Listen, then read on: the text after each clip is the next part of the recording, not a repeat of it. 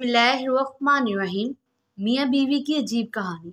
तुम और मैं कभी बीवी और शोहर थे, फिर तुम माँ बन गई और मैं बाप बन के रह गया।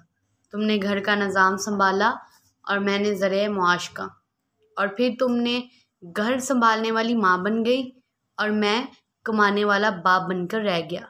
बच्चों को चोट लगी तो तुमने गले लगाया और मैंने समझाया। तुम मोहब्बत करने वाली माँ बन गई और मैं सिर्फ समझाने वाला बाप ही रह गया। बच्चों ने गलतियाँ की, तुमने इनकी हिमायत करके अंडरस्टैंडिंग मॉम बन गई और मैं ना समझाने वाला बाप बन के रह गया। बाबा नाराज़ होंगे ये कहकर अपने बच्चों की बेस्ट फ्रेंड बन गई और मैं गुस्सा करने वाला बाप बन के रह गया।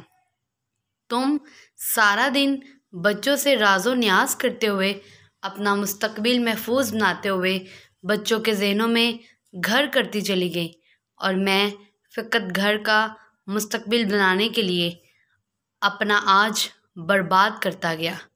तुम्हारे आंसुओं में माँ का प्यार नज़र आने लगा और मैं बच्चों की आंखों में फ़कत बेरहम बाप बन के रह गया।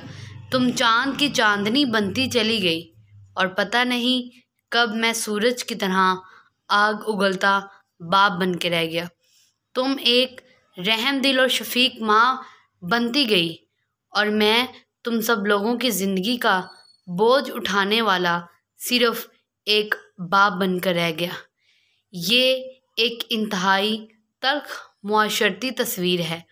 बहुत कम ऐसी माएँ मिलेंगी जो अपने बच्चों के सामने उनके बाप का मुकाम बुलंद करके रखती हैं, जो बच्चों को ये बताती हैं कि कैसे उनके बाप ने अपने आगे का नवाला अपने बच्चों को खिलाकर खुद भूखा रह जाता है, कैसे एक बाप सारा दिन अपने बच्चों के रिज़्क के लिए मारा मारा फिरता है, अपने बच्चों के मुस्तकबिल के लिए क्या क्या कुर्बानियाँ देता है और किन किन तकलीफ़ का सामना करता है, किस तरह उनको उनके पाँव पर खड़ा करने के लिए अपने आप को बर्बाद कर लेता है, खुद को ख़त्म कर लेता है, तब कहीं जाकर औलाद किसी काबिल बनती है।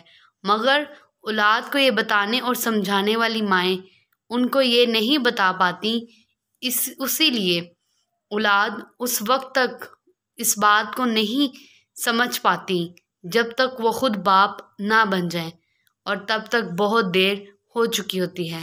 Please subscribe my channel.